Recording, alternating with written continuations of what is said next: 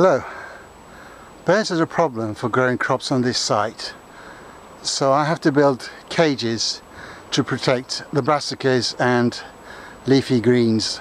I had some hoops left over from the broken down old polytunnel and decided to make a walking cage using these and other material that I had available. This makes gardening on the allotment easier, as I don't have to lift the nets and crawl under them to look after the plants. Right. What I'm going to do is use these electrical conduits that I salvaged from the polytunnel. Now this first piece is completely intact, so I can use that no problem. This second piece is okay.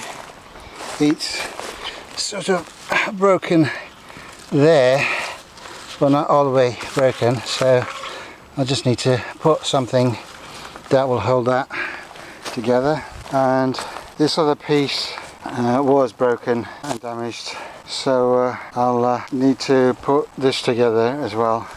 So I've got 3 tall conduits. They're all the same length, obviously, because they came from the same polytunnel, and they'll be fine for tall brassicas like sprouting broccoli and sprouts.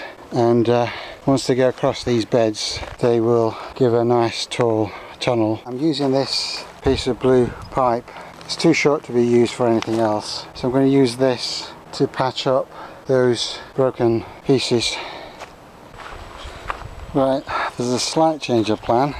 I've looked at these electric cable ducts and just put them together, and this bit that was broken off and this bit that is just hanging by a thread are both about the same length, and to sort of try and repair these bits, it's easier just to sacrifice a little bit off the size of this one, or when I actually put them into the ground, I'll put these into something but they won't touch the ground. They'll be a bit raised, and that can go into the ground a little bit, so they'll all be the same height. It doesn't have to be exactly perfect, so I'm not going to try and repair those end bits. So this bit, I mean, it is only hanging by a thread, and you can see it's just about to come off. Twist it. There you go, that's off. Right, so these 2 pieces are bang on the same length, give or take a centimetre. The other one's a little bit, about a metre longer, but I can deal with that. The middle hoop, which is a long piece that is going directly into the ground, needs to be roughly in the centre of the bed. As the clay soil is quite hard, it's difficult to push it in. I'm using a metal rod to create the holes first. I hammer in the rod, wiggle it to make a wide hole, hammer it in a bit more, wiggle to make a wider hole, and keep doing this till I get the right depth. And then I repeat the process on the other side. Now it's time to put the hoop in and use my considerable weight to force it firmly into the ground.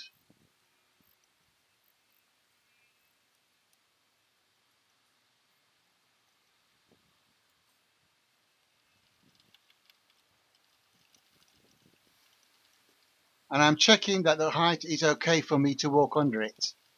I've got 4 pieces like that which came from a trampoline, so I'm going to use these for the ones in the corners because those are shorter, so they need to be raised up a little bit. It's difficult to hammer in the metal tubes into the hard clay soil without damaging the ends. I'm using a metal rod to create the holes first. So I'm just making the holes first, then I can just slide the tubes in easier rather than trying to hammer those in, which is a bit more difficult. So these should just go in fairly easily.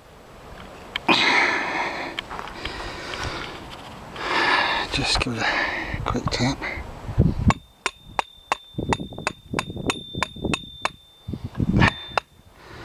firm those in and make sure they're all the same level. But yeah, that's in solid now. I can scrape the mulch back on around it there.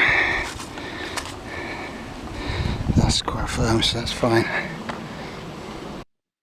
Next, I do the same for the other corners. I make sure that the pipes are just about level with each other, so that when I put the hoops on, the top of the hoops will be at the same level.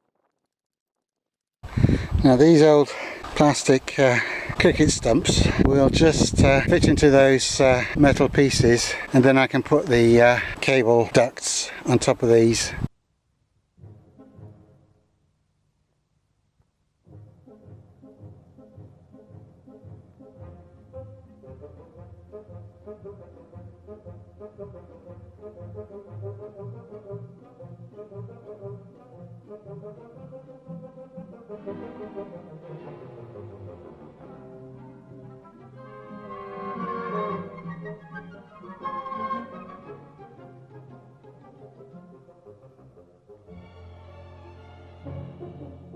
Right, now the middle one is a bit taller than the other two, and the one nearest the path is a little bit, just a smidgen taller than the one at the end, but that doesn't matter. But the one in the middle, I'll put it in with those stakes in at the end, but I think what I'll have to do is take those out and just put the pipe in.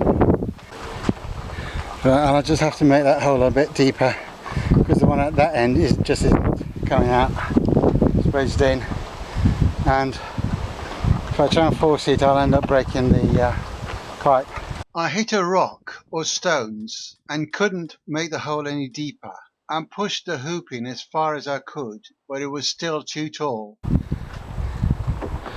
Right, plan B.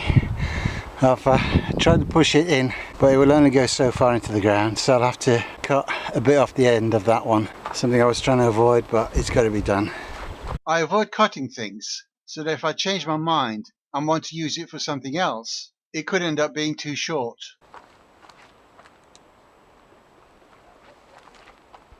I'll cut a bit off this end, because that's the bit where the piece of wood has been wedged in and it's all cracked. So I'll cut a bit off this end, that should be fine.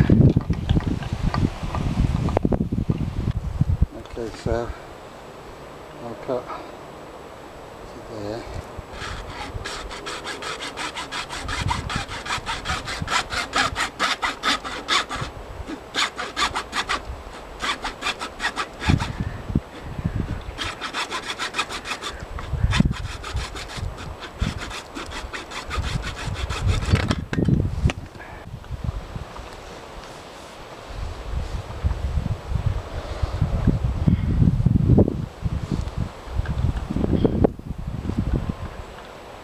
Okay, all three pieces are level simply by me standing in front of them, and the middle is same level as my nose. Now to sort out the cover. I thought I'd use some of the fencing that was here, but unfortunately it's all tangled up in bindweed and stuff, and it's taking me ages to get all this stuff off it, because I put it here and it just got all that stuff just climbed straight up it, so it was no good here. So we've taken a piece out of the middle of it, but and I pulled it away and I took some bindweed off it, but there's still a few bits left. It's taken ages to get all this nasty stuff off it. Got most of it off now. My neighbour wanted a piece of the fencing and he cut it out of the middle instead of the end, so I ended up with two pieces. When we cut the piece out of the middle, I wasn't thinking about using it here. So this piece is a little bit longer than the 4.5 meters that I need, and this piece is about 4 meters long, and that is about just over 5 meters. I'll use them. This will go for the end pieces, that will go to the top, and then I will start cutting pieces out of this roll and use them to finish building the cage. The width of this fencing is 135 centimeters. It's shorter than the width of the beds. I was thinking of putting it up that way. I have one piece, but it's not wide enough. I need to cut two pieces to do two ends. Obviously have the ribs of the fence against that one, and then go straighten it and find where I can find the next set of ribs. That will go to that one.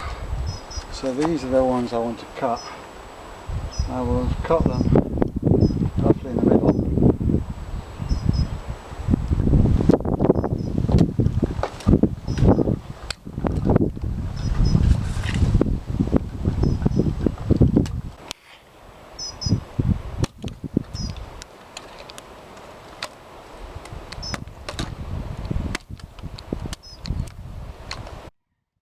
Right, now it's time to put the front piece on.